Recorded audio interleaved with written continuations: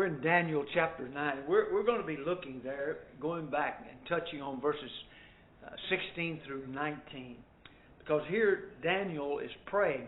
Prior to that time, verses 4 through 15, he offers a prayer on behalf of himself and for the people. Then he comes down in these verses, and here he is praying for mercy. Look at what he says here in chapter 9, beginning verse number 16. It says, O Lord, according to all thy righteousness, I beseech thee, let thine anger and thy fury be turned away from thy city Jerusalem, thy holy mountain, because of our sins and for the iniquities of our father. Jerusalem and thy people are become a reproach to all that are about us. Now therefore, O our God, hear the prayer of thy servant and his supplications, and cause thy face to shine upon thy sanctuary that is desolate, for the Lord's sake. O my God, incline thine ear and hear, open thine eyes and behold our desolations in the city which is called by thy name, for we are not present, for we do not present our supplication before thee for our righteousness, but for thy great mercies. O Lord, hear. O Lord, forgive. O Lord, hearken and do. Defer not, for thine own sake, O my God, for thy city and thy people are called by thy name. You know, if you had not looked and studied like we have done before in Ezra, Nehemiah, and Esther, it would be awfully hard to really put this in context, would it not? Because he's talking here about them being in captivity and the city of Jerusalem lying in ruins. And there they are in captivity, and they're going to go back, as we've talked about several times, after those 70 years of being in captivity. It's much like as if you thought in this prayer that he just prayed, you think much about Nehemiah, because Nehemiah was struck to the heart when he found out the city was desolate. The walls were, the city was desolate. The walls were down. The gates were burned, and it touched him to his heart. Here we have Daniel prior to the time that they're going back to the city of Jerusalem, to their land. There are several things about this that stand out, and I suppose the thing that we want to really understand is he is praying for mercy and for God's grace. Let's talk just a little bit about those two things, mercy and grace. You know, if we're not very careful, we put those two together and make them mean the same thing. But they really do not. They go hand in hand, of course, but they don't mean exactly the same thing. The word mercy is a word that means a kind feeling toward, coupled with the desire to help. That's what mercy is. The kind feeling you have toward those who are in need, those who are destitute, and having an inclination, a desire to help them. But then there's grace. Really what grace is providing the means by which people can be helped. If you just stop and think about it, God's grace is God doing for man what man couldn't do for himself. And that one of the things that we would put into that is God provided the means for what? Salvation. God provided the means for our salvation. God is going to prepare or provide rather the means by which this city is going to go back into place. Now, we've asked this question, I don't know how many times, several times. Why is it so important for that city, of all the cities, to be back in place? Why was it that Nehemiah was so stricken when he heard how Jerusalem was? Yes, ma'am. Because that's where the Messiah is going to come. Okay. What else? Okay. The church will be founded there. All right, the church is going to be founded there. Well, I guess we could say it this way. Many prophecies were going to be fulfilled in the city of Jerusalem. We always think about Isaiah chapter 2, where Isaiah said the law is going to come from Jerusalem. The house of God will be established in Jerusalem. And Jerusalem was had always been the focal point of the nation of Israel. It was the city that they all went to. It was a place where they would be required to go. So in this, he's praying for the mercy upon the people because of God's dealing with those who were unfaithful to Him. He says there in verse 16, I beseech thee, let thine anger and thy fury be turned away from thy city, Jerusalem, thy holy mountain, because for our sins and for the iniquities of our fathers, Jerusalem and thy people are become a reproach to all that are about us. Now, why was it a reproach? Do you remember us talking about that? Why would Jerusalem be classified as a reproach? Because it was run down and desolate. Because it was desolate. And this was the city of the Jews, of Israel. That was their place. What was at Jerusalem? The temple. That was the focal point. And we know that Zerubbabel is going to go back and he's going to put in place the altar and the temple. What's Ezra going to put back in place? The law. And then Nehemiah will do what? He'll restore the city. He'll build Jerusalem back. He'll populate Jerusalem, build the walls and the gates. And he's going to make sure that people do not come and go on the Sabbath day as it goes on.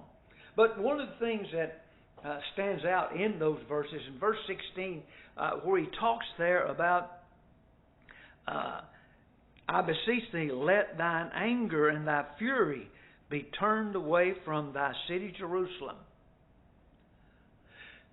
A lot of people do not like to think that God gets angry, that God's wrath will be demonstrated. I guess it's a way to make them feel good about what they do or don't do. But God, from time to time, we see that His anger, His wrath was poured out. One of the things I want you to notice is over in Romans chapter 11. In Romans chapter 11, we find a statement there that somewhat deals with what we're saying in those verses concerning that very thing about God.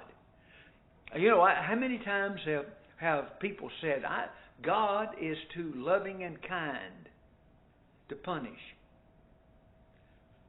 Well, it's just like this in that reading we had in verse 16.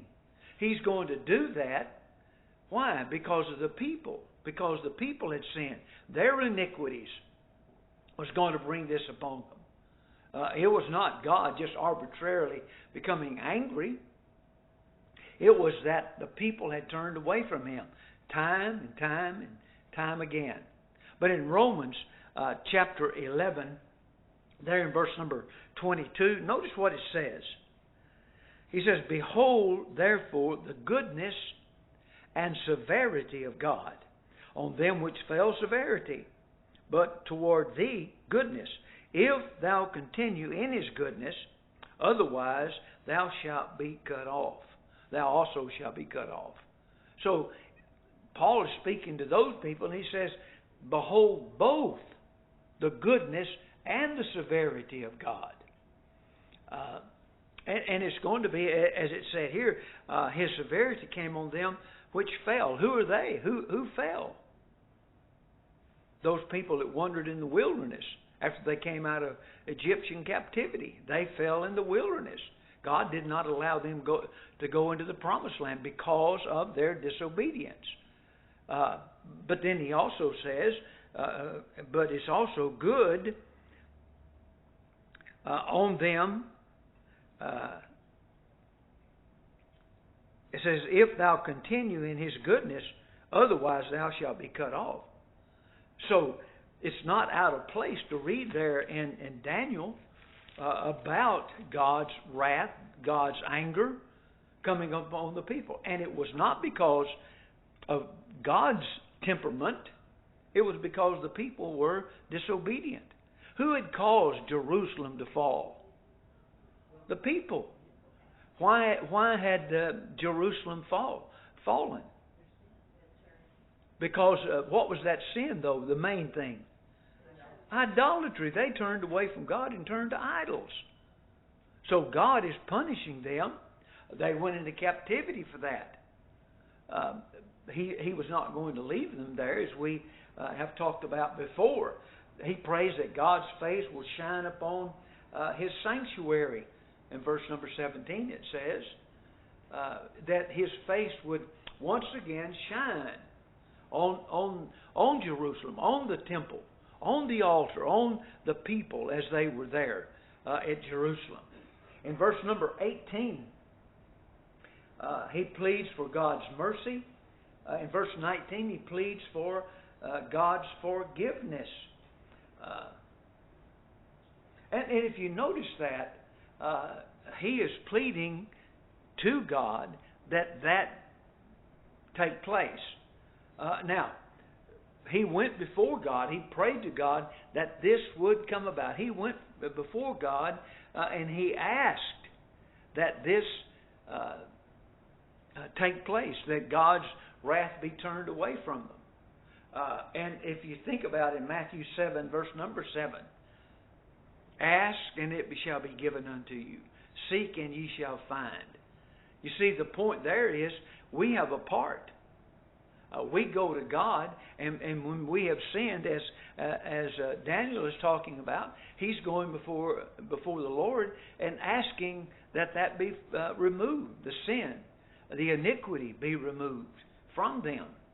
And of course, I think the great lesson that we learn from that is that God is forgiving. One of the things that strikes me as I was studying this, looking at it, I thought, well, did Daniel not know that Jeremiah had said 70 years and you'll come out of captivity? Probably would have known it. So I'm thinking, what, that's been around getting close to that time? Here he is getting close to that time, and here he is praying for the people. That happened time and again. If you will remember, in the book of Ezra and also in Nehemiah, time and again we saw someone praying for the people because of their iniquities. Yes? But I don't recall anywhere in your law that when he was praying for forgiveness for these people, I don't recall anything in the law that says you can pray for forgiveness for someone else. Well, I think what it says here, he is praying that they be forgiven. And how would that take place? They would have to want. They would be the ones who. That's why I wanted to go to that mercy and grace. God is always desiring it, and He's provided a way that we can have that relationship with Him, or come back to that relationship with Him. But we have to be the ones who turn to God. And so I believe that's what that's saying there. And if you look at Ezra, when that happens, the people recognize their sin, but he does pray, and they bow down. Yes, ma'am. It's sort of like when you told us that what Jesus said when He said, "Father, forgive them, for they know not what they do." He was not asking Right. for their forgiveness, but that they be obedient. Right. Right. When Christ was on the cross, he said, "Father, forgive them." That did not happen right away, did it? it happened when they made their change and accepted Him in Acts chapter 2. And forgiveness was going to come when they decided they wanted that forgiveness, and even to the Gentile. You know, they were going through the motions, and they were under what law? They were under the patriarchal law still, but there had to be a change for them to get the forgiveness that God had provided. It was not going to come to the Gentile as long as he stayed where he was. It would come when they made the decision to come. As Lisa said, you know, there's not a time when people will just, you pray for somebody else and they were forgiven. Questions or comments? Okay, well then we'll go on a little bit further. In verses 20 through 23, Gabriel comes to give him the understanding of what is to happen. Remember, we asked that question, didn't we? And Gabriel comes and tells him, I've come to give you a more skillful understanding. Right. And that's not out of place. A lot of people, would get the idea that, well, Daniel, all the things that he had done, but he still didn't know. Well, if you go to Acts chapter 1, and you find the apostles, they said, will you at this time restore the kingdom of Israel? They did not understand. And that's one of the reasons you find in Luke chapter 24, where Jesus said, or the scripture there says, then opened he their understanding that they might understand that he was going to die. That's what that point was. They never did fully understand that. And then in Acts chapter 2, that's when they came to fully understand the idea of that kingdom. That had to be denial for them not to understand he was going to die, because it says he opened their understanding. Right. He told them. Right. But they had to just be in denial to not believe he was going to die. Well, back over there in John chapter 13, he kept saying to them, I'm going away, and where I go, you can't come right now. Well, he was speaking about his crucifixion, but they were saying, well, I want to go. Why can't I go? But in this, we see that they came to understand, and like it with this point here in verses 20. Look at verse 20. And while I was speaking, praying, and confessing my sin and the sin of my people, Israel, and presenting my supplication before the Lord my God for the holy mountain of my God. Yea, whilst I was speaking in prayer, even the man Gabriel, whom I had seen in the vision at the beginning, being caused to fly swiftly, touched me about the time of the evening oblation. And he informed me and talked with me and said, O Daniel, I am now come forth to give thee skill and understanding. So in those verses, it tells us that Daniel did not fully understand everything that was being talked about. He had, and you go back and think about what had happened when he had those visions. And king had a vision. Well, he went and interpreted that, but he did that by the power of God giving him that information. And you remember then the last time there was a vision, but he did not know. And he had to be told what it meant. And so we find that here he is going to get understanding of, now underline this, what is to happen. What is to happen. And then we come to a difficult part of this chapter, verses 24 through 27. And we're not going to spend a whole lot of time on that. The reason, and we'll have a lesson sometime where I can have it outlined for you to look at. But here in verses 24 through 27, he speaks about the 70 weeks, and it is apocalyptic in its language. If you tie that back to what he just said, I'm going to show you what is to happen. Not only is He going to tell him about, what's going to happen to them, He's going to give a time frame from the time they come out all the way down the line to the coming of Christ. He's going to give these times. And when He speaks there about, the 70 weeks,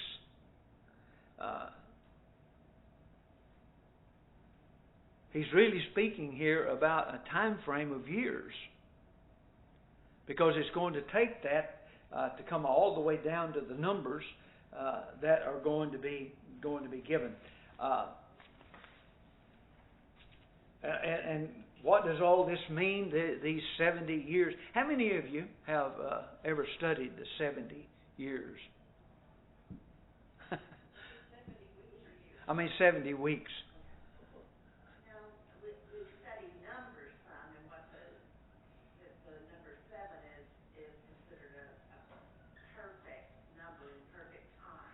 Right. And 70 times 7 is more perfect. Remember, how many times we forgive? 70 times 7. That's a complete forgiving, ongoing. And in this, when He's talking about what He's really talking, when He talks about opening their understanding, His understanding, it's going to go from the time they're coming out all the way down to the time that Christ comes and Christ dies. Because He speaks here about the forgiveness. And talking about the finishing of the old law. Right, the coming down to the time.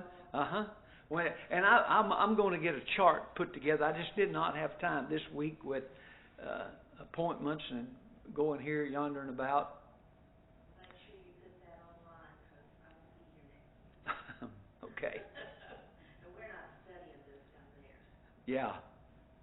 But anyway, let me just, coming back, Christ will come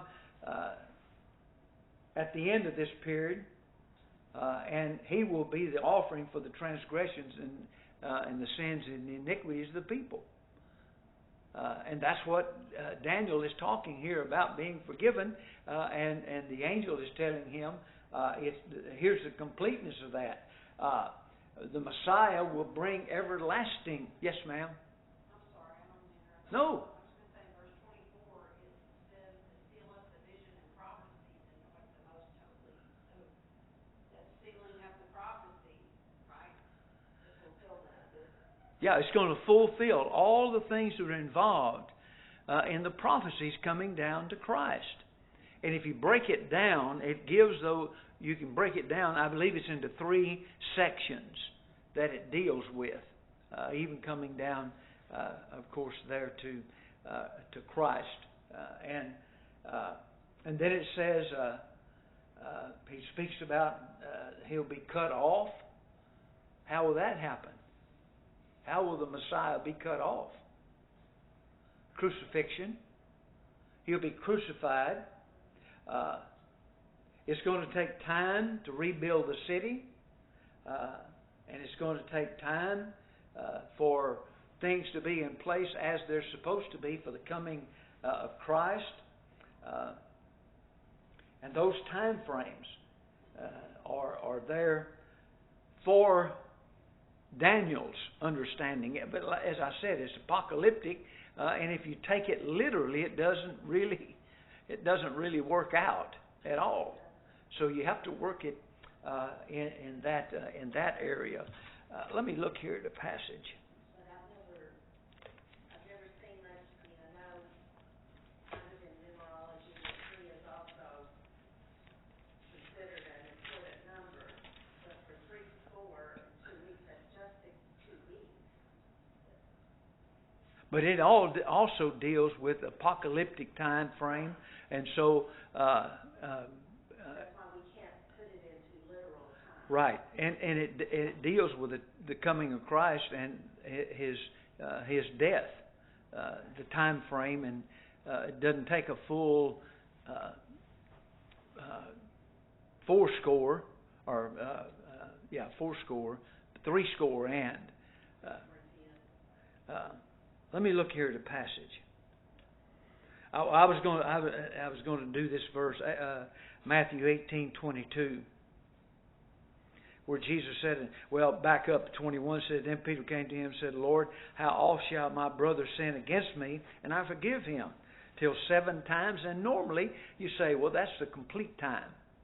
But then the Lord there in verse 22 says, I say unto thee, until 7 times, until 7 times, until 70 times 7.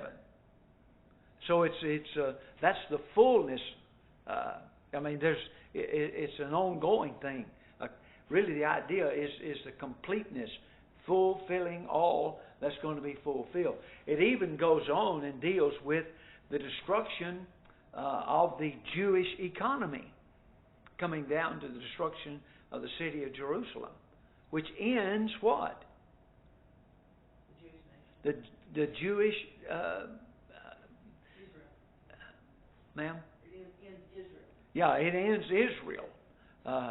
And I always use that word economy, and what I mean by that is the people and all their genealogies and all of those things are gone. They're not able to find any more what family they're from.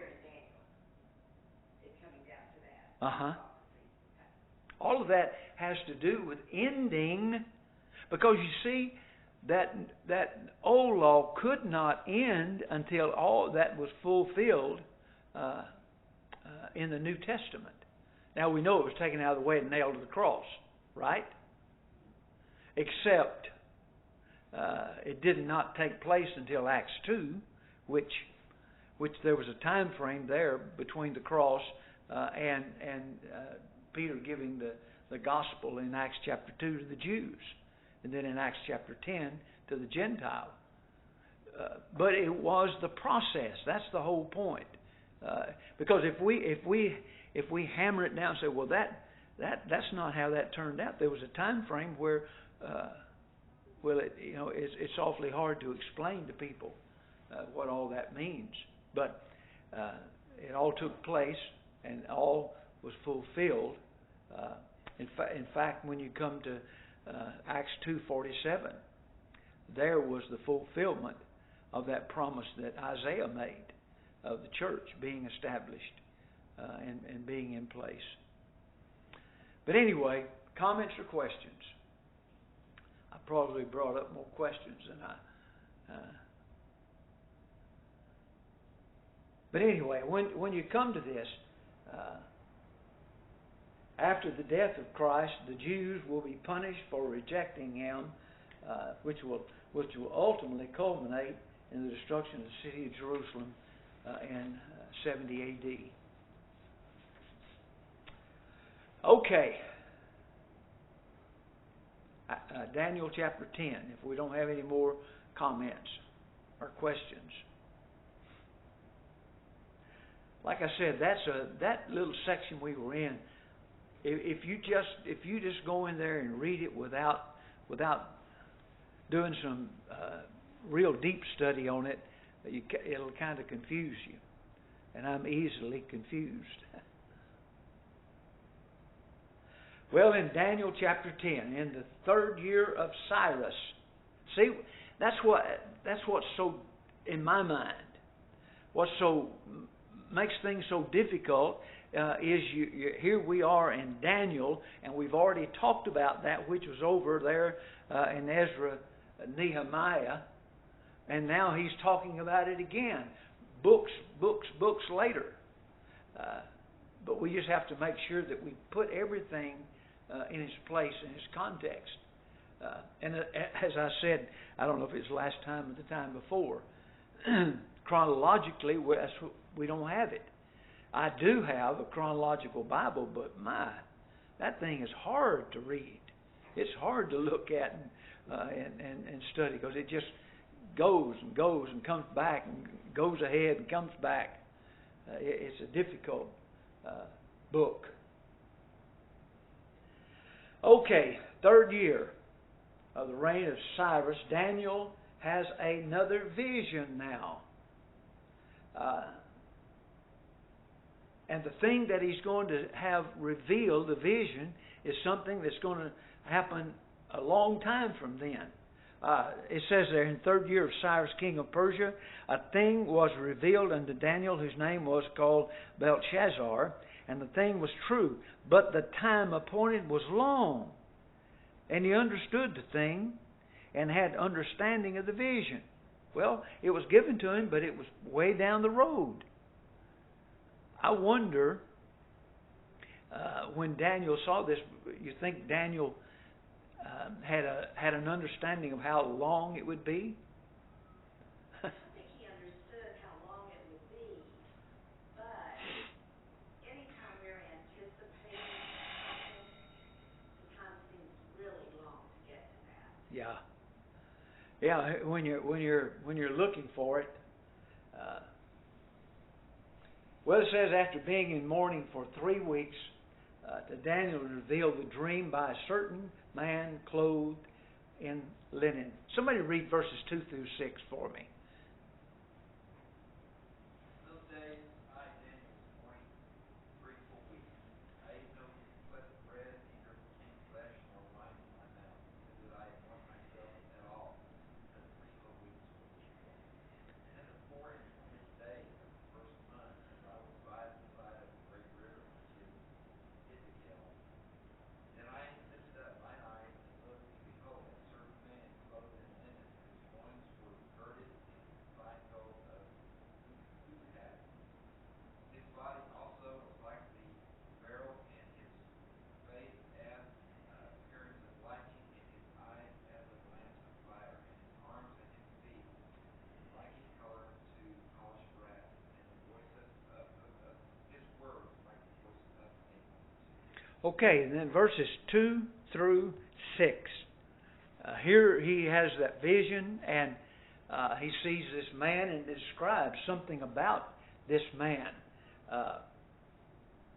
In verse number 7, those who were with Daniel hid themselves. So Daniel is the only one that sees this vision. So why did a great shaking fall upon them? I don't... Well, it may be kind of like those people that were with Paul or Saul of Tarsus on the road to Damascus. They heard the voice, but they didn't see anybody. That's a good question, but I don't know the fear. Would you think that's what that had reference to? They were afraid.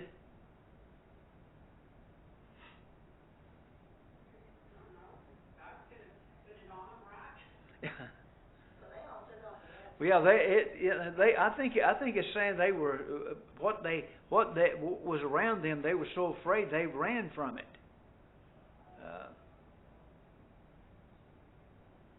And the idea of the quaking. I need to look that word up. I didn't do any study in that little section. Well, it says that Daniel alone saw the vision, but it doesn't talk about what was heard. Right. Well, there was something that caused those people to hightail it. They were getting gone. There in verse number 7. Can we assume? No, I guess that's wrong word to say. Is it perhaps that when it describes his body like beryl and his face, is that just figurative language, probably like when we do the descriptions of the city foursquare in Revelation? It's probably not actually going to be a layer of jasper or a layer of bismuth. This was the only language he could come up with to describe. It was, and it, people would understand.